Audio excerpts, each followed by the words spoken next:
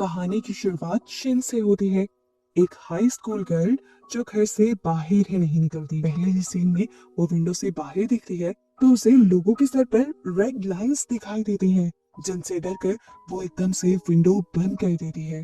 पता चलता है कि उसे बचपन से ही रेड लाइंस दिखा करती थी, जिसके बारे में पहले वो कंफ्यूज रही, पर फिर उसने अपनी फैमिली पिक्चर में भी यही लाइंस बना दी। ऐसे ही एक लाइन उसके डैड और उसकी आंटी को भी मिला रही थी। उसकी मॉम ये देखकर जैसे पागल सी हो गई और उन्होंने शिन के डैड को ही स्टैब करके मार डाला। उस दिन शिन को एहसास हुआ कि ये लाइंस बहुत ही ज्यादा खतरनाक हैं। वो इन लाइंस को देखने के श्राप से निकलना चाहती थी, पर जब जब बाहर निकलती थी उसे सबके सर पर यही लाइंस दिखाई देती थी। किसी के सर पर कम तो किसी के सर पर ज्यादा। वक्त गुजरा तो उसे एहसास हुआ कि ये लाइंस इंसान के फिजिकल रिलेशन को शो करती हैं। जिसके जितने रिलेशन उसके सर पर उतनी लाइंस। इसीलिए उसने इन लाइंस को एस लाइंस का नाम दिया। उसे इन लाइंस को नहीं देखना था, इसीलिए कई बार उसने अपनी लाइफ खत्म करने की भी कोशिश की, पर जब जब वो ऐसा करती हर बार किसी मिरेकल की तरह जिंदा हो जाती। आखिर इन लाइंस को ना देखने के लिए उसने काला चश्मा लगाना शुरू कर दिया और घर से भी निकलना छोड़ दिया। घर रहकर वो इसी मिशन पर लग चुकी थी कि जान सके आखिर क्यों उसे चुना गया इन लाइंस को देखने के लिए, और आखिर ये कैसा कर्ज, कैसा शराब है जो उसे मरने भी नहीं देता। अब एक दिन शिन विंडो से बाहर देखती है। उसकी सामने वाली बिल्डिंग में नई लड़की रहने आई थी, जो शिन को देखते ही शिन की तरफ हाथ हिलाती है और शिन उसके सर की बहुत ज्यादा से रेड लाइंस देखकर डर कर विंडो बंद कर देती है। उस लड़की को थोड़ा अजीब महसूस होता है। वही लड़की कुछ देर बाद शिन के घर आती है, पर शिन दरवाजा ही नहीं खोलती तो वो उसके घर के बाहर कुछ फ्रूट्स रख जाती है, जिसे थोड़ी देर बाद शिन ने उठाकर ऐसे खाया था जैसे वो काफी अरसे से भूखी हो। अब सीन कट हो गए, हमें एक नए कैरेक्टर सियोन को स्कूल में दिखाया जाता है, जिसकी क्लास फेलो हिवॉन दूसरे लोगों के साथ मिलकर उसे बुली कर रही थी। सियोन को वो छत से लटका कर कहती है कि अगर कल तुमने हमें पैसे लाकर ना दिए तो मैं तुम्हें छत से गिरा दूंगी। सियोन की डर की वजह उसकी फैमिली का ना होना था। वो अपने अंकल हान जी वोक के साथ रहती थी, जो कि एक डिटेक्टिव है, इसीलिए कभी उसने सियोन को ज्यादा टाइम नहीं दिया। और इस टाइम भी वो एक मर्डर केस की इन्वेस्टिगेशन कर रहा है, जिस मर्डर केस की रिपोर्ट को टीवी में भी दिखाया जाता है। इस केस का किलर एक हेलमेट मैन को बताया जा रहा था। शिन हैरान थी कि हेलमेट मैन जो उसे टीवी पर नजर आ रहा था, उसके सर पर सिर्फ एक एस लाइन थी और ऐसा बहुत कम देखने को मिलता था। शॉकिंगली अगले ही दिन वो हेलमेट मैन उसके सामने वाली बिल्डिंग में उसी की नई नेबर की घर आता है और शिन उसे किलर समझकर फौरन पुलिस में कॉल कर देती है। पर जब उसे रियलाइज होता है कि वो तो उसकी नेबर का ही दोस्त है, तो वो कॉल कट कर देती है। सुबह में उसकी कॉल के बारे में हान को बताया जाता है कि एक लड़की ने कॉल करके हेलमेट मैन के बारे में बताया था। हान को उस लड़की का एड्रेस बताया जाता है तो पता चलता है कि शिन हान की सामने वाली बिल्डिंग में रहती है। हान उसके घर जाकर जब उसका दरवाजा नॉक करता है तो शिन उसके सर पर बहुत सारी लाइंस देखकर इतना ज्यादा डर जाती है कि घर के अंदर जाकर छुप जाती है। हान काफी देर तक दरवाजा नॉक करता रहता है तो शिन के नेबर उसे बताते हैं कोई फायदा नहीं, वो दरवाजा नहीं खोलेगी। हान दोबारा नॉक करता है और उससे कहता है कि अगर तुम उस हेलमेट वाले आदमी के बारे में कुछ भी जानती हो और हमें बता सकती हो तो हमारी मदद हो जाएगी। शिन थोड़ा सा दरवाजा खोलती है और उसे कहती है कि मैंने गलत फहमी में कॉल कर दी थी। मैंने एक हेलमेट पहने हुए आदमी को सामने वाली बिल्डिंग में एक लड़की के घर जाते हुए देखा था।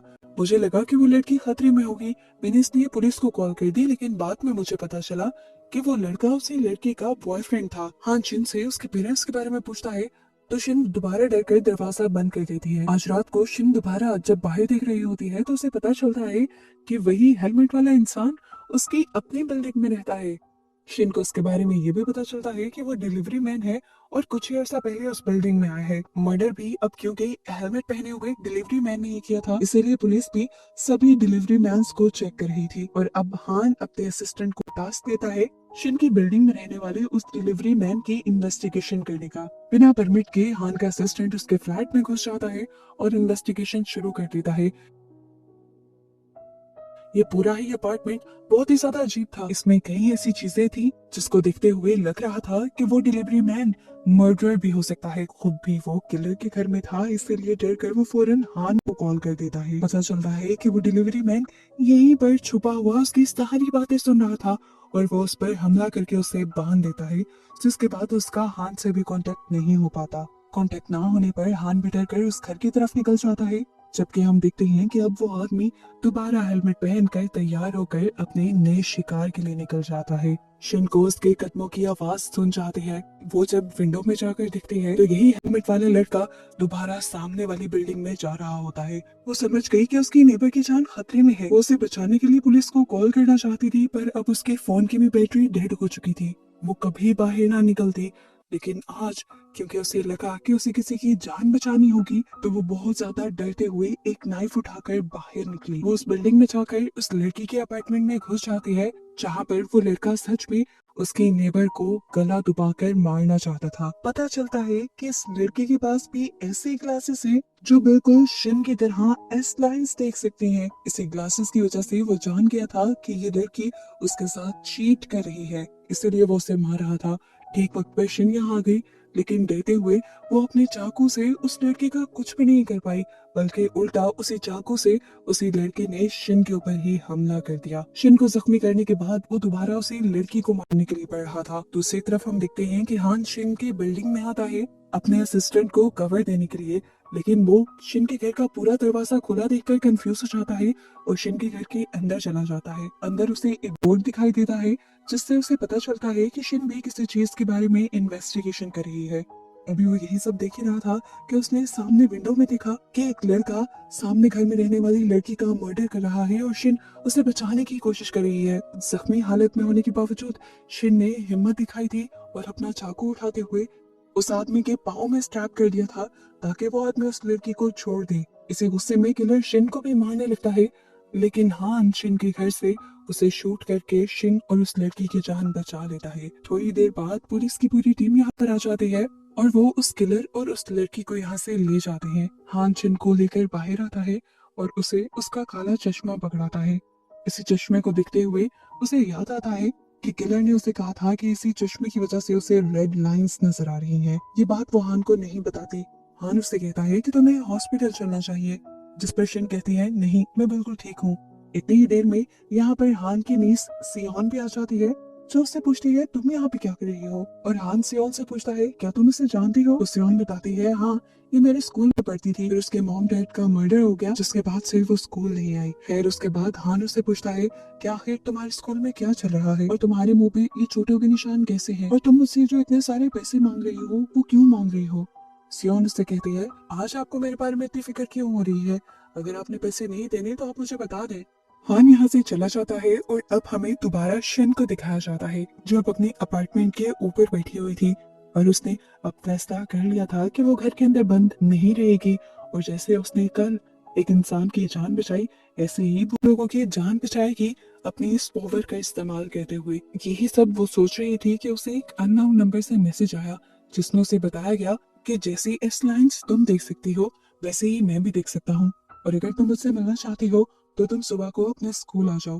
अगले दिन अब हमें सियोन को स्कूल में दिखाया जाता है, जहाँ पर उसे उसके क्लास फेलो दोबारा बुली करने लगे थे। ही वॉन ने खुद एक लव लेटर लिखकर सियोन के कैबिन में रख दिया था, ताकि सभी उसे देखकर मजाक बना सके। सियोन को इस हरकत से इतना ज्यादा गुस्सा आ जाता है कि वो अब अपने डर पर काबू पाते हुए हिवॉन के ऊपर ही हमला कर देती है।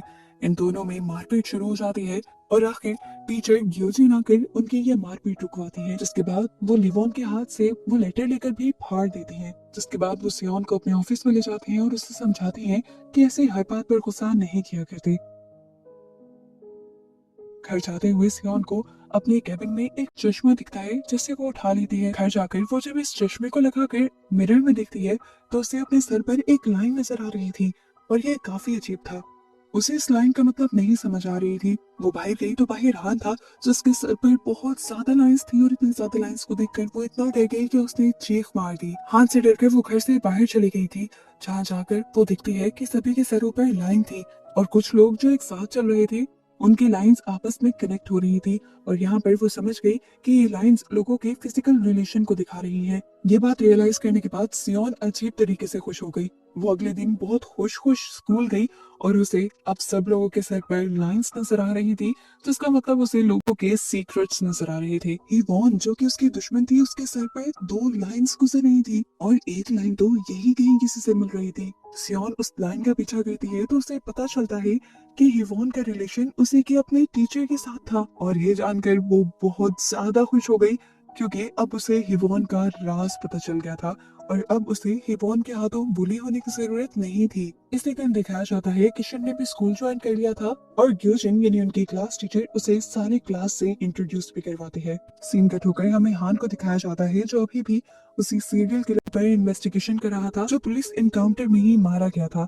असल में उसे पता चला था कि वो सीरियल किलर हमेशा एक ग्लासेस लगा कर रखता था और उसे उसके सामान में वो ग्लासेस नहीं मिले थे। उसे ये भी पता चलता है कि वही सीरियल किलर उसकी नीस सेओन के स्कूल में पहले टीचर था, इसलिए इन्वेस्टिगेशन करने के लिए वो स्कूल में आ जाता है। ग्यूजिन उसे देखते ही पहचान जाती है और उससे पूछती है कि क्या आप सियोन का पता करने के लिए आए हैं। हान जवाब देता है नहीं, सियोन को मेरा उसकी लाइफ में इंटरफेयर करना पसंद नहीं, मैं एक केस की इन्वेस्टिगेशन के लिए आया हूँ।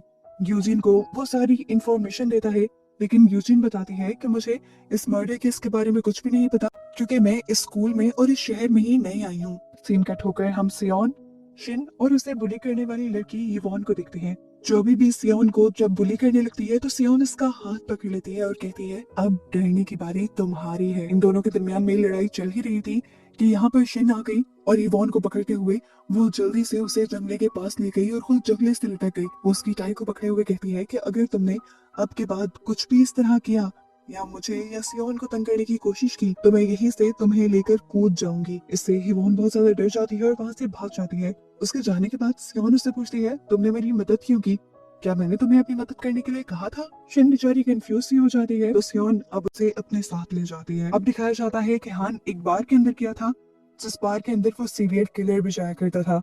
वो बार टेंडर से जब इन्वेस्टिगेशन करता है, बार टेंडर बताता है कि वो आदमी यहाँ आया करता, वो हमेशा एनक लगा कर रखता था, पर इस पिक्चर में उसने एनक नहीं लगाई हुई। उसकी हरकतें भी काफी अजीब थी। वो हमेशा ड्रिंक करने के बाद लोगों के सर के ऊपर कुछ कुछ गिनता रहता था और खुद ही खुद में हंसता रहता था, जिसकी वजह से उसे अक्सर लोगों से मार पड़ा करती थी। सीन कट होकर अब हमें सियोन और शिन को दिखाया जाता है जो एक साथ घर जा रहे थे। सियोन शिन से कहती है कि मेरा दिल करता है मैं यहाँ से भाग जाऊँ। हाँ अंकल मेरा बिल्कुल ख्याल नहीं रखते। उसकी ये बात सुनकर शिन उदास होकर उसे कहती है देखो शुक्र करो कि तुम्हारे पास कोई तो है जिसे तुम अपना कह सकती हो, मेरे पास तो कोई भी नहीं। सियोन उससे पूछती है क्या तुम्हारी मॉम आज भी जिंदा होंगी और अगर हैं तो उन्हें तुम्हें ढूंढना चाहिए था। बेचारी शिन उदास हो जाती है और अपने घर चली जाती है। जबकि दिखाया जाता है कि सियोन जब रात को मार्केट में निकली हुई थी तब वो हिवॉन को एक होटल की तरफ जाते हुए देखती है। वो उसका पीछा करती है और देख लेती है कि इसी होटल में उससे मिलने के लिए उनके टीचर ही आए हुए थे। वो इन दोनों की एक साथ पिक्चर ले लेती है और ये पिक्चर हिवॉन को सेंड करती है उसे ब्लैकमेल करने के लिए। हिवॉन इस पिक्चर पर कोई रिएक्ट नहीं करती और कहती है अगर ये पिक्चर तुम किसी को दिखा भी दो तो कोई भी मुझे कुछ नहीं कहेगा क्योंकि मैं अंडर एज हूँ, सजा हमारे टीचर को ही मिलेगी। ये सुनकर अब सियोन यही पिक्चर उस टीचर को सेंड कर देती है और ब्लैकमेलिंग के तौर पर उससे 20 मिलियन युआन की डिमांड करती है। दूसरी तरफ दिखाया जाता है कि उदास शिन अभी भी अपनी खिड़की से बाहर देख रही थी जहाँ पर वो एक कपल को देखती है जिनके सर पर एक ही लाइन थी और एक दोनों से मिल रही थी। वो बहुत ज्यादा खुश लग रहे थे एक साथ, जबकि यहाँ पर बहुत से और भी लोग थे जिनके सर पर बहुत सारी लाइंस थी। सुबह में हमें स्कूल का सीन दिखाया जाता है जहाँ पर घबराए हुए टीचर जाकर हिवॉन से मिलते हैं और उसे बताते हैं कि उसे कोई लड़की ब्लैकमेल कर रही है। हिवॉन कहती है कोई नहीं, हमारी क्लास की सियोन ही आपको ब्लैकमेल कर रही है। टीचर ने पूछा उसे ये सब कैसे पता, क्या तुमने बताया है। हिवॉन कहती है मैंने नहीं बताया और अब तुम जानो या तुम्हारी ये प्रॉब्लम, मेरा इससे कोई ताल्लुक नहीं है। सियोन जानबूझ के हिवॉन के फ्रेंड के साथ ज्यादा क्लोज होती है ताकि हिवॉन को गुस्सा आए और वो अपने मिशन में कामयाब भी हो जाती है। इवॉन अपने फ्रेंड को बहुत ज्यादा डांटती है। शिन सियोन का ये सारा रवैया देखकर काफी ज्यादा कंफ्यूज थी। वो वॉशरूम में आकर उससे पूछती भी है कि आखिर तुम्हारे दिमाग में चल क्या रहा है। वो उसके पास अब वही चश्मा दिखती है जो उस दिन सीरियल किलर के पास भी था। वो सियोन से कहती है कि मैं जान गई हूँ कि तुम इस ग्लासेस से एस लाइंस देख पाती हो। सियोन ने ऐसे एक्ट किया कि जैसे वो उसकी बात समझ ही ना पा रही हो। तब शिन ने उसे कहा कि मैं भी वही एस लाइंस देख सकती हूँ जो तुम इस चश्मे के जरिए देख रही हो। सियोन ने कहा अगर ऐसी ही बात है तो बताओ मेरे सर पे कितनी लाइंस हैं। उसने कहा तुम्हारे सर पे एक लाइन है तुम्हारे अंकल हान के सर पर बहुत सारी लाइंस हैं और हमारे टीचर ग्यूजिन के सर पर एक भी लाइन नहीं। शिन नहीं चाहती थी कि सियोन अब इस चश्मे का इस्तेमाल करे, लेकिन सियोन उससे ये चश्मा खींच लेती है। शाम में भी जब सियोन और शिन एक साथ घर जा रहे होते हैं तो शिन सियोन को अपने डैड के मरने की वजह बताती है। वो सिर्फ सियोन को ये समझाना चाह रही थी कि ये लाइंस बहुत ज्यादा खतरनाक हैं और इन्हें नहीं लिखना चाहिए। सियोन इस मर्तबा भी उसकी बातें नहीं मानती और दिखाया जाता है कि रात में सियोन हेवॉन के फ्रेंड के साथ चली जाती है उसके घर में। इसी टाइम पर उसे उस टीचर का मैसेज आता है कि उसने 20 मिलियन वॉन का इंतजाम कर लिया है जिसे लेने के लिए वो स्कूल आ जाए। वहां जाने से पहले सियोन हेवॉन के दोस्त को लेकर एक पिक्चर कैबिन में जाती है और जब वहां पर पिक्चर बनवा रही होती है तो हम देखते हैं कि वहां पर हेवॉन आकर उसके बैग से उसका चश्मा चुरा लेती है, क्योंकि उसने इस चश्मे से रिलेटेड सारी बातें सियोन और शिन की सुन ली थी। सियोन जब पिक्चर खिंचवा कर बाहर निकलती है तो उसे अपने हैंडबैग में वो ग्लासेस नहीं मिलते। वो यहाँ के स्टाफ से हर जगह से उस ग्लासेस के बारे में पूछती है, लेकिन जब उसे नहीं मिलते तो वो शिन को कॉल करती है, क्योंकि उसे लग रहा था कि शिन ही नहीं चाहती थी कि वो उन ग्लासेस को इस्तेमाल करे। जरूर शिन ने ही वो ले लिए होंगे। लेकिन शिन कहती है, किस बारे में बात कर रही हो, मुझे तो कुछ पता नहीं, मैं तो अपने घर पर हूँ। वो उससे भी पूछती है कि तुम कहाँ पर हो। सियोन कहती है कि मैं स्कूल जा रही हूँ और ये कहते ही वो कॉल काट देती है। शिन का दिल घबराने लगा था, उसे लगा कि कुछ बुरा होने वाला है, इसीलिए फौरन वो सियोन का पीछा करने के लिए गई। वो स्कूल की छत पर जाती है तो वहाँ उनके टीचर थे। सियोन उससे पूछती है कहाँ है मेरे पैसे, तो वो टीचर रोने लगता है और कहता है कि मेरे लिए इतनी बड़ी रकम का इंतजाम करना मुश्किल है, मैं तुम्हें रकम दे दूंगा, पर प्लीज पहले वो पिक्चर डिलीट कर दो। मेरी छोटी सी फैमिली है, छोटा सा बेटा है, अगर ये बात बाहर चली गई तो मुझे स्कूल से भी निकाल दिया जाएगा और फिर मैं अपने बच्चों को कैसे पालूंगा। अभी वो ये सब बता ही रहा था कि उसकी वाइफ ने ही उसे वही पिक्चर सेंड कर दी, जिसे देखकर वो टीचर टूट गया और सियोन पर बरसने लगा कि तुमने उसे पिक्चर सेंड क्यों की। सियोन नहीं जानती थी वो किस बारे में बात कर रहा है। फिर दिखाया जाता है कि वो सियोन को उठाकर गुस्से में बिल्डिंग से नीचे गिरा देता है। यहाँ शिन जो सियोन का पीछे आ रही थी वो किसी को बिल्डिंग से नीचे गिरता हुआ दिखती है और फौरन समझ जाती है कि ये सियोन ही है।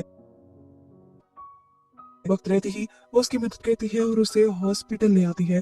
सियोन की हालत इतने बड़े एक्सीडेंट से बहुत ज्यादा खराब तो हो गई थी, लेकिन अभी भी वो जिंदा थी। कुछ ही देर में यहाँ पर डिटेक्टिव हान भी आ जाते हैं और शिन से सवाल करते हैं कि क्या हुआ है सियोन को और तुम इतनी रात को स्कूल क्या करने गई थी। शिन बताती है, मुझे नहीं पता, मुझे बस सियोन की कॉल आई थी और उसने बताया था कि वो स्कूल जा रही है। मुझे उस टाइम लगा ही था कि वो कोई प्रॉब्लम में है, मैं तो बस उसकी मदद करने के लिए निकली थी। हान पूछता है कि तुम्हें क्या लगता है सियोन ने सुसाइड अटेम्प्ट किया है, जिस पर शिन कहती है नहीं, वो इतनी कमजोर नहीं कि सुसाइड अटेम्प्ट कर ले। पता चलता है कि अब सियोन कोमा में जा चुकी थी। अगले दिन शिन अकेले ही स्कूल जाती है तो उसे पता चलता है कि वो स्कूल टीचर और हेवॉन दोनों ही स्कूल नहीं आ रही।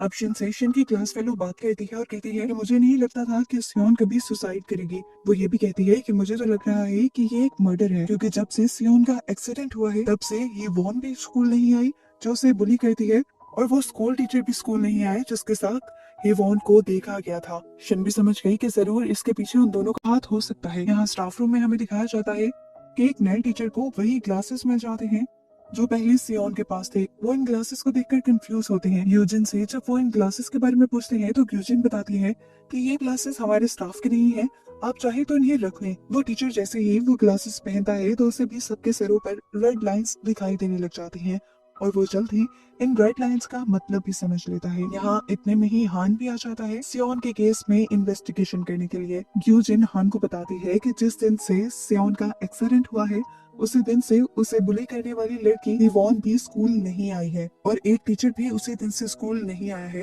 हो सकता है कि इसके पीछे वो दोनों हो। अब हान उसे सियोन के साथ किसी की पिक्चर दिखाता है और उससे पूछता है कि ये कौन है। यूजिन कहती है ये भी हमारा स्टूडेंट है और वो उसे उसके पास ले जाती है। हान इस लड़के से इन्वेस्टिगेशन करता है तो लड़का बताता है कि हम लोग अच्छे दोस्त हैं, इससे ज्यादा कुछ नहीं। हम लोगों ने उस दिन जब पिक्चर खिंचवाई तो उसी दिन सियोन का हैंडबैग में से कुछ सामान चोरी हो गया था, जिसे ढूंढने के लिए वो काफी ज्यादा परेशान हो गई और वहां से चली गई। हान पुलिस स्टेशन वापस आ जाता है और जहां से उन बच्चों ने अपनी पिक्चर बनवाई थी वहां की सीसीटीवी फुटेज देखने लग जाता है और ये देखता है कि उस दिन वहां पर हिवॉन आई थी सियोन की बैग से वो चश्मा चुराने के लिए।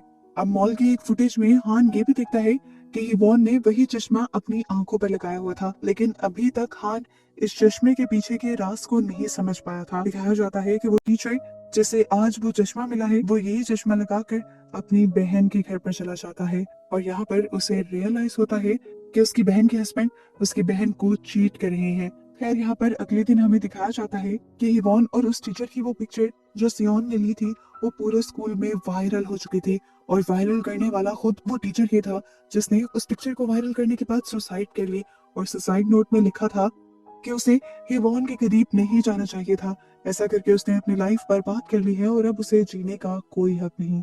यहाँ हान को पुलिस स्टेशन में दिखाया जाता है जहाँ पर उसके सीनियर्स उसे कहते हैं कि तुम सियोन के केस को एक सुसाइड मान लो और इस केस को बंद करके दूसरे केसेस पर भी काम करो। लेकिन हान का दिल नहीं मान रहा था कि सियोन सुसाइड भी कर सकती है, इसीलिए वो इस केस को नहीं छोड़ता और दोबारा सियोन और शिन के स्कूल आता है। वो शिन को पिक करता है और उससे पूछता है कि तुम सियोन से मिलने के लिए हॉस्पिटल क्यों नहीं जाती, वो तो तुम्हारी अच्छी दोस्त है, तुम्हें क्या लगता है उसने सुसाइड की होगी।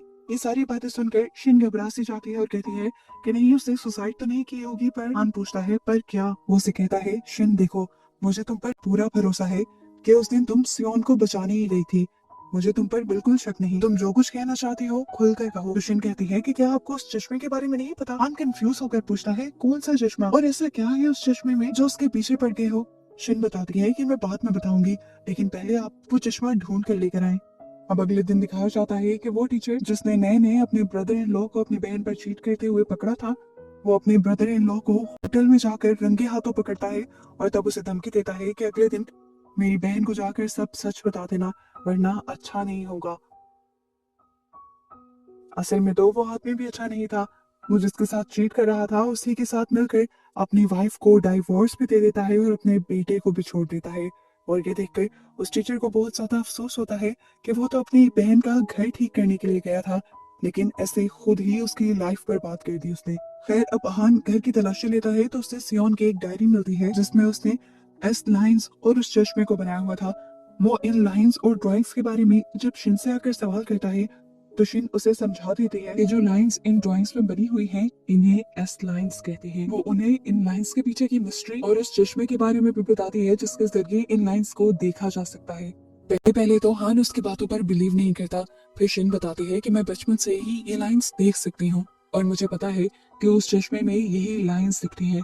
हान भी थोड़ा सोचता है और उसे याद आता है कि पिछला भी मर्डर केस और इस केस में भी चश्मा कॉमन था जो उसे नहीं मिला था। हान को अब कुछ कुछ उसकी बातें समझ आने लगी थी। सीन कट होकर अब हमें एक नई कैरेक्टर किम को दिखाया जाता है। सियोन के ही स्कूल में वो एक एडमिन स्टाफ है और वो एक एक्ट्रेस बनना चाहती है और हमेशा से वो एक होटल में रूम बुक करके अपनी प्रैक्टिस करती है। हम देखते हैं कि आज किम के पास भी वही क्लासेस थी जिस क्लासेस को सब ढूंढ रहे थे। किम इस टाइम जिस होटल में आई थी हमें पता चलता है कि उसी में शिन आजकल जॉब करने लगी है। जबकि दूसरी तरफ पुलिस स्टेशन में हान को दिखाया जाता है जो अभी भी सियोन के केस पर इन्वेस्टिगेशन कर रहा था, लेकिन अपने सीनियर से छुप कर। दोबारा हमें होटल का सीन दिखाया जाता है जहाँ पर शिन के भी दोस्त आ गए थे और जब होटल बुक करवाने के लिए यहाँ पर किम आती है तो उसके दोस्त किम को पहचान लेते हैं और कहते हैं कि कहीं देखी देखी लग रही है, अरे ये तो हमारे स्कूल में काम करती है।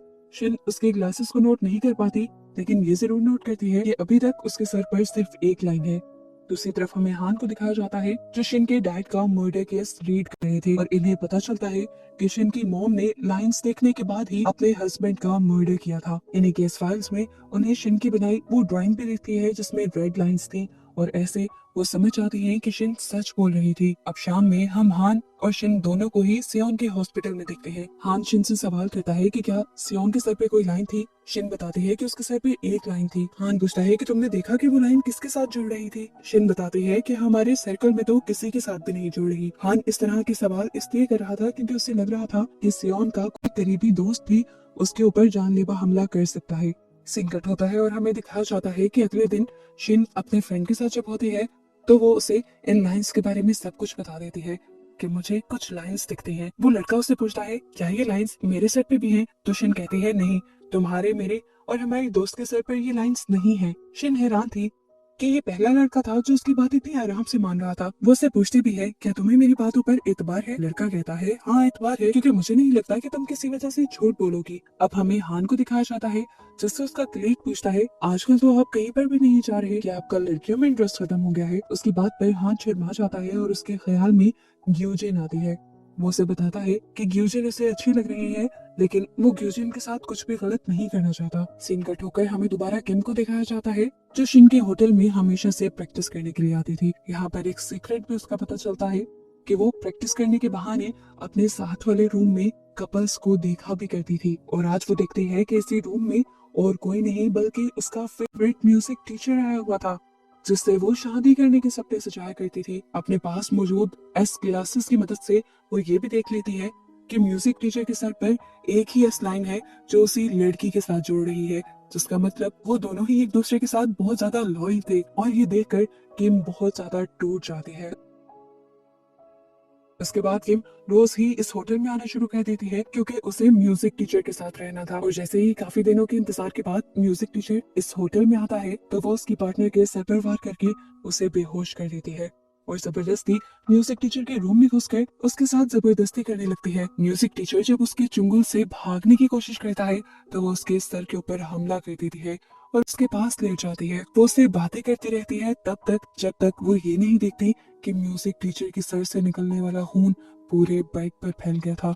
और अब म्यूजिक टीचर कोई भी बात नहीं कर रहा था, यहाँ तक कि सांस भी नहीं दे रहा था, जिसका मतलब वो मर चुका था। ये देखकर वो टूट जाती है और आखिर वॉशरूम में जाकर बाथटब में अपनी भी जान दे देती है। यहाँ शिन जो इस होटल का राउंड ले रही थी उसे वो लड़की मिल जाती है जिसे किम ने बांध दिया था। उसको रेस्क्यू करते हुए वो पूछती है कि आपने कौन सा रूम बुक करवाया था।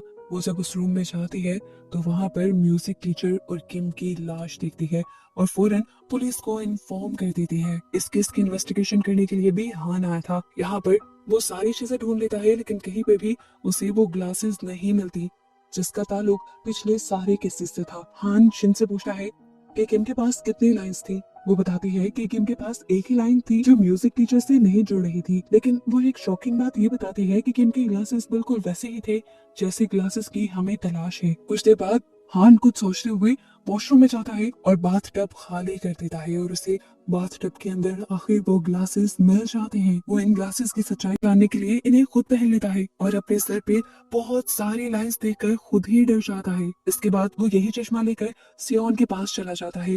वो सियोन के सर पर एक लाइन देखता है और सोचता है कि उसने सियोन के साथ कितना गलत किया। हमेशा से ही सियोन उसके साथ अटैच होना चाहती थी लेकिन उसने सियोन पर कभी ध्यान नहीं दिया था। इसके बाद हान ऑफिस चला जाता है जहाँ वो अपने क्लिक के सर पे 2 लाइंस देखता है और वो उससे सवाल करता है कि क्या शादी से पहले तुम्हारी कोई गर्लफ्रेंड थी। जब वो हाँ में जवाब देता है तो अब हान को 200% से भी ज्यादा यकीन हो गया था कि ये ग्लासेस बिल्कुल सच बोलती हैं। इतनी ही देर में यहाँ पर सियोन के स्कूल से एक लड़की आ जाती है रिपोर्ट लिखवाने के लिए। वो बताती है कि उसके साथ उसके पार्टनर ने बहुत ज्यादा ज्यादती की थी। ये ख्याल आते ही अन के जहन में कोई और खिचड़ी पकने लग जाती है और वो अपने क्लिक को लेकर सियोन के पास जाता है लेकिन देखता है कि सियोन के सर की लाइन उससे भी नहीं मिल रही थी, जिसका मतलब कि सियोन के साथ जिसने भी फिजिकल रिलेशन बनाया था वो ये नहीं है। इधर हम शिन को देखते हैं जो मैसेज पर जब अपने दोस्तों के साथ अपनी बर्थडे प्लान कर रही थी तभी उसे किसी का मैसेज आता है। वो बताता है कि उसी की भी बर्थडे उसी दिन है जिस दिन बर्थडे शिन की आती है। वो शिन को एडवांस में बर्थडे भी विश कर रहा था, यानी वो शिन के बारे में बहुत कुछ जानता था। और वो शिन को ये भी बताता है कि जैसे लाइंस तुम देख सकती हो वैसी लाइंस मैं भी देख सकता हूँ। शिन हैरान हो गई कि आखिर वो कौन था जो शिन के बारे में इतना कुछ जानता था और शिन के सामने भी नहीं आ रहा था। यहाँ पुलिस स्टेशन में हमें शिन और सियोन की उस क्लास वाले को दिखाया जाता है जिसके साथ ज्यादती हुई थी। डिटेक्टिव उससे सवाल जवाब करती है तो वो डिटेक्टिव को बताती है कि मेरे साथ ज्यादती करने वाला और कोई नहीं बल्कि मेरा अपना ही दोस्त है। मैं उसके साथ म्यूजिक बनाने चाहती थी और उस दिन भी उसके अपार्टमेंट में मैं अपनी मर्जी से गई थी क्योंकि मैं नहीं जानती थी वो इतना घटिया इंसान है। उसने मुझे ड्रिंक में डालकर कुछ पिलाया और उसके बाद वो मेरे करीब आ गया और मुझे ये बात बाद में पता चली। यहाँ पर डिटेक्टिव लड़की से सवाल करती है कि इससे पहले भी तुम्हारा कोई ऐसा दोस्त या ऐसा रिलेशन था, जिस पर वो लड़की कहती है नहीं। हाँ, जो बाहर से ये सब दिख रहा था उस लड़की के सर पर 4 लाइंस देखकर हैरान हो जाता है और वो ये भी पहचान लेता है कि ये लड़की झूठ बोल रही है। इसके बाद अब हान इसी केस की इन्वेस्टिगेशन करने के लिए दोबारा सियोन के स्कूल चला जाता है जहाँ सबसे पहले उसकी मुलाकात यूजिन से ही होती है। अपनी आंखों में पहने हुए ग्लासेस की मदद से वो देखता है कि यूजिन के सर पर एक भी लाइन नहीं थी, यानी वो सबसे ज्यादा प्योर लड़की थी। वो यूजिन से अब परमिशन लेकर उस लड़की की इन्वेस्टिगेशन स्टार्ट कर लेता है जिसके खिलाफ कंप्लेन आई हुई थी। हान देखता है कि उसके सर पर सिर्फ एक ही लाइन थी, लेकिन वो यहाँ पर साफ मुकर रहा था कि उसने अपने म्यूजिक पार्टनर के साथ कुछ गलत नहीं किया। हान सारी इन्वेस्टिगेशन करके स्कूल से बाहर निकलता है तो शिन की नजर उस पर पड़ जाती है और शिन उसे गुस्से से देखती है। हान समझ गया था कि शिन उसे गुस्से से इसलिए देख रही है क्योंकि उसने क्लासेस के मिलने के बारे में शिन को नहीं बताया। अब शिन हान के पास जाकर उससे ये ग्लासेस मांगती है। हान कहता है ये ग्लासेस एविडेंस है, मैं तुम्हें ये नहीं दे सकता।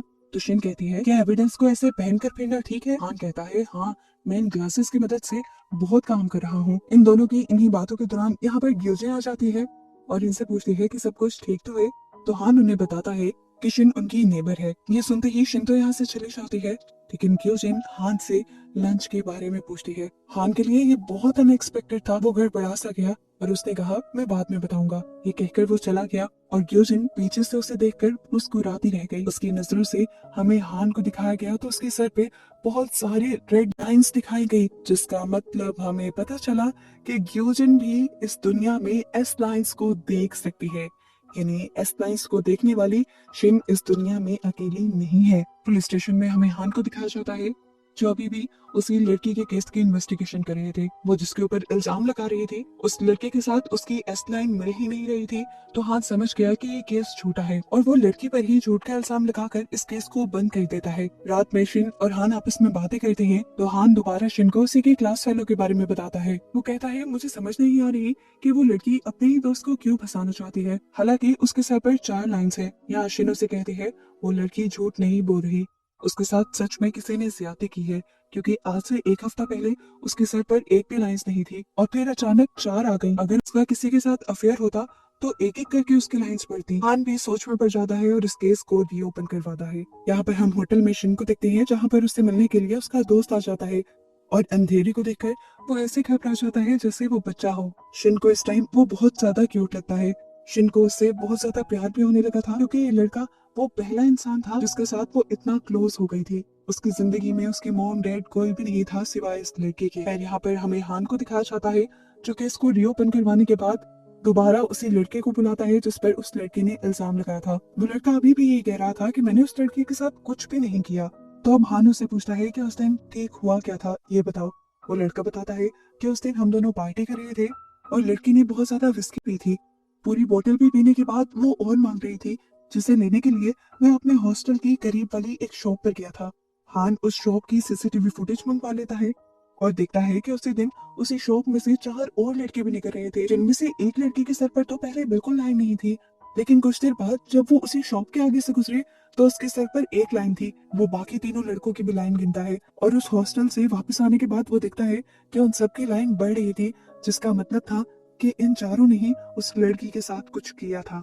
इन चारों की इन्वेस्टिगेशन करने के लिए वो स्कूल आ जाता है और स्कूल में शिन भी देखती है कि वो चारों लड़के उसी स्कूल में पढ़ते हैं और उन चारों की लाइंस उस लड़की से जाकर मैच हो रही हैं। वो हान को कॉल करके ये सब बताने ही वाली थी कि हान उसके सामने आ गया। ये लोग उन चारों की इन्वेस्टिगेशन शुरू कर देते हैं, लेकिन उन चारों के खिलाफ कोई सबूत नहीं मिल रहे थे। तब हान देखता है कि इनमें से वो लड़का जिसके पास एक लाइन थी वो जरा घबरा रहा था। उसी की घबराहट का फायदा उठाते हुए हान ने उसे ब्लैकमेल करना शुरू किया और आखिर उसके मुंह से सारा सच निकलवा लिया। वो बताता है कि सारी प्लानिंग उनके एक दोस्त की थी, उसी ने ही उनकी ड्रिंक बोतल के अंदर कुछ ड्रग्स मिलाए थे, जिसके बाद वो लड़की बेहोश हो गई और फिर इन चारों ने उसका फायदा उठाया। प्लान बनाने वाला असल में वही लड़का था जिस पर वो लड़की बहुत ज्यादा एतबार करती थी और उस लड़के ने इन लड़कों से पैसे लिए हुए थे। अब हान के पास क्योंकि उस लड़की के खिलाफ सबूत आ गए थे तो इस तरह उस लड़के को भी सजा हो जाती है। सीन कट होता है और हमें दिखाया जाता है कि हान अपने डैड से मिलने के लिए अब हॉस्पिटल में गया था, जो भी काफी अरसे से हॉस्पिटल में थे। लेकिन यहाँ हॉस्पिटल का स्टाफ उसे बताता है कि कुछ देर पहले ही उन्हें लेकर कोई चला गया है। हान परेशान हो जाता है और हॉस्पिटल की सीसीटीवी फुटेज देखता है तो उसे पता चलता है कि उसके डैड को यहाँ से ले जाने वाली ग्योजिन थी। वो घबरा जाता है कि ग्योजिन उसके साथ क्या करना चाहती है।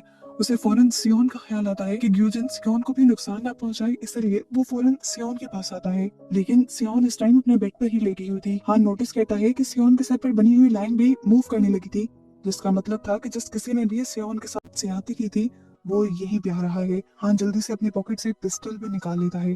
पिस्टल उसने गेट के ऊपर तानी हुई थी और तभी गेट खुलकर यहाँ पर उसके फादर आते हैं, जिन्हें देखकर वो परेशान और दुख से टूट जाता है। वो समझ गया था कि सियोन के साथ बहुत बड़ी ज्यादती हो गई थी। उसके डैड एक इंसान नहीं बल्कि राक्षस थे और शायद यही बात हमेशा से सियोन उसे बताना चाहती थी, लेकिन कभी उसने सुनी ही नहीं। सच्चाई जानकर उसे अपने डैड पर इतना गुस्सा आता है कि वो खुद अपने डैड को पीटने लग जाता है, लेकिन मरने से पहले छोड़ देता है। अब सीन कट होकर हम शिन को देखते हैं जो खून से लथपथ हान को कॉल करती है और परेशान होकर हॉर्न उसकी तरफ निकल जाता है। इधर सीन कट होकर हमें दूसरी तरफ एक कॉफी शॉप में एक नई कैरेक्टर को दिखाया जाता है इस लड़की की एक गलत वीडियो वायरल हो गई थी, जिसकी वजह से सभी उसे बहुत बुरा भला कह रहे थे। वो बहुत ज्यादा परेशान हो जाती है और आखिर अपनी जान लेने को सोचती है। इससे पहले कि वो सड़क पर जाकर मर जाती, क्यूजिन उसे मरने से बचा लेती है और उससे बात करती है, उसे समझाती है कि मरना इन प्रॉब्लम्स का सलूशन नहीं है, और साथ ही उसे वो चश्मा देकर जाती है जिससे वो एस लाइंस देख सकती है। और यहाँ कहानी में ट्विस्ट ये पता चलता है कि ये चश्मा इस दुनिया में एक नहीं था बल्कि काफी सारे थे, और इन चश्मों को इस शहर में लेके आने वाली और कोई नहीं बल्कि ग्यूजिन ही थी। सीन कट होता है और हमें थोड़ा सा फ्लैशबैक दिखाया जाता है, जिसमें दिखाया जा रहा था कि आखिर क्यों शिन के हाथ खून से भरे हुए थे। शिन आज बहुत ज्यादा एक्साइटेड थी, उसका 18th बर्थडे था, इसीलिए वो अपने दोस्त को होटल में बुला लेती है। ये दोनों एक साथ टाइम गुजार कर बहुत ज्यादा खुश होती हैं। होटल से निकलने के बाद वो लड़का शिन के लिए केक लाने के लिए जाता है, और शिन यहाँ मिरर में देखती है कि अब उसके सर पर भी एक लाइन आ गई थी। देखते देखते उसके सर की लाइन मिट जाती है और उसे जोर से चीखने की आवाज सुनाई देती है। उसने पीछे मुड़कर देखा, वो लड़का जो उसे सबसे ज्यादा प्यारा हो गया था, वही लड़का यहाँ पर एक कंस्ट्रक्शन एक्सीडेंट में मारा जाता है और उसकी दुनिया दोबारा से टूट जाती है। वो अब यहाँ से चली जाती है और एक जगह पर बैठकर फूट फूट कर रोने लग जाती है। वो इस टाइम डेरिसा में बैठी हुई थी कि उसे एक अननोन नंबर से एक वीडियो रिसीव हुई, जिसमें उसके क्लास फेलो को स्कूल में बांध कर रखा गया था, जिसको देखते हुए ही उसने डर कर हान को कॉल मिलाई थी। हान उसे लेने के लिए आ जाता है और सबसे पहले उसे सियोन की लाइन के बारे में सवाल करता है। वो पूछता है कि क्या तुम्हें पहले से ही पता था कि सियोन की लाइन किसके साथ मिलती है। शिन कहती है नहीं। अब शिन उसे वो वीडियो दिखाती है जो उसे अननोन नंबर से आई थी। ये देखते हुए ही हान जल्दी से स्कूल की तरफ गाड़ी बढ़ा देता है और यहाँ जाकर इन्हें वो लड़की भी मिल जाती है। शिन ने हान को ये भी बताया था कि जो कोई भी है उसके मैसेजेस उसे काफी पहले से ही आ रहे थे, और उसने क्लेम किया था कि एस लाइंस वो भी देख सकता है। शिन बताते हैं कि हम जरूर अगर स्कूल जाएंगे तो हमें उसका भी पता चल जाएगा जो एस लाइंस वाले वो चश्मे पूरे शहर में बांट रहा है। खैर यहाँ पर दिखाया जाता है कि जल्द ही शिन को उसकी दोस्त मिल जाती है जिसे वो आजाद करवा देती है। वो उससे पूछती है कि तुम्हें यहाँ पर कौन लेकर आया, लेकिन इस लड़की को कुछ याद नहीं था। वो लड़की अब शिन से पूछती है तुम्हारे हाथ क्यों खून से भरे हुए हैं। शिन कहती है ये सब मैं बाद में बताऊंगी। वो लोग यहाँ से निकल जाते हैं और अब हान को ढूंढने लग जाते हैं। हालांकि हान भी इसी स्कूल में था, लेकिन ना तो इन्हें हान की आवाज सुनाई दे रही थी और ना ही इन्हें हान दिख रहा था। शिन और उनकी लड़की भी यहाँ से निकलने की कोशिश करते हैं, लेकिन बार बार घूम फिर कर ये उसी सीढ़ियों पर आ जाते हैं जहाँ से ये लोग नीचे जा रहे थे। शिन समझ जाती है कि वो लोग किसी लूप में फंस गए हैं। अब क्योंकि नीचे तो ये जा नहीं सकते थे, तो शिन छत पर जाने का फैसला करती है और दिखाया जाता है कि हान भी छत पर ही चला गया था। दिखाया जाता है कि इन दोनों के छत पर जाने के बाद भी इन्हें हान दिखाई नहीं देता, क्योंकि हान सीढ़ियों के जरिए छत पर नहीं पहुंचा था बल्कि एक दूसरी ही दुनिया में टेलीपोर्ट हो गया था। और इस दुनिया में टेलीपोर्ट होने के बाद इस पूरी कहानी का ट्विस्ट हमें पता चलेगा। इस दुनिया में जाकर हान देखता है कि यहाँ पर बहुत सारे लोग हैं जो लोग किसी लेडी को अपना गॉड मानते हैं। यहाँ असली दुनिया में अफशीन अपनी असली दोस्त को अपनी सच्चाई और अपनी पावर्स के बारे में बता रही थी, यानी अपनी एस्लाइंस के बारे में बता रही थी। तो वो लड़की यहाँ पर उसे वो ग्लासेस दिखाती है जो उसे ग्यूजिन ने दिए थे, यानी उनकी टीचर ने दिए थे, और वो बताती है कि ये पहनकर भी मुझे वो सारी एस्लाइंस नजर आती हैं जो तुम देख सकते हो। ये बात सुनकर शिन शॉक रह जाती है। और अब हमें फाइनली दूसरी दुनिया में ग्यूजिन को दिखाया जाता है, जिसके सर पर बहुत सारी एस्लाइंस थी जिन्हें उसने दुनिया में अपनी पावर्स से छुपा कर रखा हुआ था। हान उसे देखकर बहुत ज्यादा कंफ्यूज रह जाता है और हमें पता चल जाता है कि ग्यूजिन ही वो है जो एस्लाइंस देख भी सकती है और किसी को दे भी सकती है, और ये सब लोग ग्यूजिन के ही मानने वाले हैं। यहाँ पर ग्यूजिन सबके सामने आकर एक टेबल के ऊपर से कपड़ा हटाती है और दिखाती है कि उसके ऊपर हान के डैड थे। वो इन सब लोगों के जरिए हान के डैड को सजा दिलवाना चाहती थी, क्योंकि उन्होंने अपने ही ग्रैंड डॉटर सियोन के साथ बहुत गलत किया था। हान अपने डैड को बचाने की कोशिश करना चाहता था, लेकिन वो एक भी कदम आगे नहीं बढ़ पाया। उस समय वो अपनी पिस्टल निकाल कर ग्यूजिन के ऊपर फायर भी करता है, लेकिन इस दुनिया में ग्यूजिन मर ही नहीं सकती। अब सीन कट होकर हमें दुनिया में दिखाया जाता है कि शिन और उस लड़की के दरमियान में उन ग्लासेस को लेकर लड़ाई हो रही थी जिन्हें शिन ने छीन लिया था, और इससे पहले कि दूसरी लड़की उसे ले लेती, शिन उन ग्लासेस को गिराते हुए पांव मारकर तोड़ देती है, जिसकी वजह से उसकी दोस्त भी दोबारा होश में आ जाती है। यानी ग्यूजिन के कब्जे से बाहर निकल आती है। ऐसा करते ही हम देखते हैं कि शिन भी अब उसी दूसरी दुनिया में टेलीपोर्ट हो गई थी जहाँ पर हान था। वो ये देखकर बहुत ज्यादा हैरान परेशान हो गई कि यहाँ पर ग्यूजिन भी थी और ग्यूजिन हान को मार रही थी। शिन को यहाँ देखते ही ग्यूजिन हान को छोड़ देती है और उसकी तरफ बढ़ती है और उसे प्यार से कहती है, तुम जिसे पूरी जिंदगी से श्राप मानती आई हो, यही पावर तुम्हारे लिए एक गिफ्ट था। शिन कहती है, नहीं, ये कैसे गिफ्ट है जिसकी वजह से मेरी फैमिली, मेरे दोस्त सब मुझसे छिन गए। क्यूजिन यहाँ उसे कहती है, तुम्हें पता है मैं तो ये लाइंस पूरी दुनिया को देना चाहती हूँ, लेकिन ऐसा कर नहीं पाती क्योंकि मेरी ताकतें इसके लिए काफी नहीं। पर अब क्योंकि तुम आ गई हो तो तुम्हारी ताकतों के जरिए मैं ये काम पूरा कर सकती हूँ। शिन नहीं चाहती थी कि ये लाइन सब देखें, लेकिन उसे समझ नहीं आ रहा था कि ग्यूजिन अब उसके साथ क्या करने वाली थी। ग्यूजिन के मानने वाले सभी लोग शिन के इर्द गिर्द एक दायरा बना लेते हैं और ग्यूजिन यहाँ पर एक चाकू से शिन के ऊपर हमला करने की कोशिश करती है, लेकिन तभी उन दोनों के दरमियान में कोई आ जाता है। शिन देखती है कि ये उसकी मॉम थी जिसने उसका चाकू अपने ऊपर खा लिया था। वो यहाँ पर शिन को प्यार से बताती है कि बेटा, तुम पूरी जिंदगी जिस गिल्ट में जी रही थी वो गिल्ट तुम्हारा था ही नहीं। मैंने तुम्हारे डैड को तुम्हारी बनाई ड्राइंग की वजह से नहीं मारा था, बल्कि मुझे भी वो ग्लासेस मिल गए थे जिससे एस लाइंस को देखा जा सकता है और उन्हीं को देखकर मैंने तुम्हारे डैड को मारा था। ये जानकर कि ये चश्मा भी उसकी मॉम को ग्यूजिन ने ही दिया था तो शिन को गुस्सा आ जाता है और वो ग्यूजिन को मारने के लिए उसकी तरफ बढ़ती है, पर ग्यूजिन उससे पहले उसे ही पकड़ते हुए स्टैप कर देती है, जिसके बाद वो उसके ऊपर रिचुअल करना शुरू करती है और उसे हवा में उड़ा देती है। शिन के अंदर से निकलने वाला खून यहाँ पर बहुत सारी रेड एस लाइंस बनाता है और फिर इन्हीं रेड लाइंस का एक धमाका होकर पूरी दुनिया में ये रेड लाइंस फैल जाती हैं। ऐसा होते ही शिन नीचे गिर जाती है। अब शिन उठकर गुस्से में ग्यूजिन के ही चाकू को अपने पेट से निकालकर ग्यूजिन को स्टैब करती है, तो मरते हुए भी हंसकर ग्यूजिन कहती है, अब इसका कोई फायदा नहीं, मैं जो चाहती थी वो पूरा हो चुका है। अब पूरी दुनिया के लोग ये रेड एस लाइंस देख सकेंगे। ये कहते हुए ही वो मर जाते हैं और उसके मरने के बाद सभी लोग जो ग्यूजिन को अपना गॉड मान रहे थे सभी उसके जादुई असर से बाहर आ जाते हैं।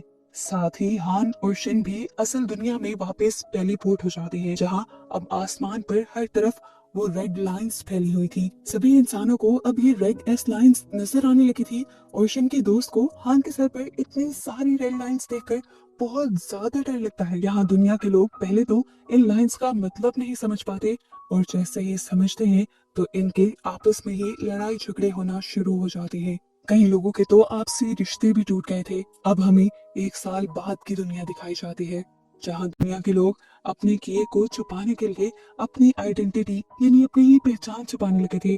कुछ लोग पूरा टाइम हेलमेट पहन के रखते थे तो कुछ लोग मास्क। पता चलता है कि सियोन बिल्कुल ठीक हो चुकी थी और हान उसका पहले से कहीं ज्यादा ख्याल रखने लगा था।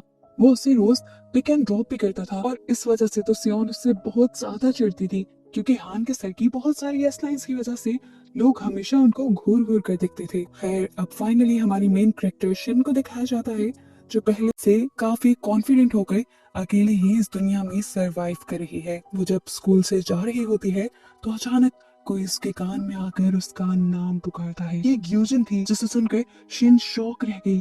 मतलब ग्यूजिन अभी भी जिंदा थी और उसे ही दिखाते हुए ये सीजन यहाँ पर खत्म हो जाता है।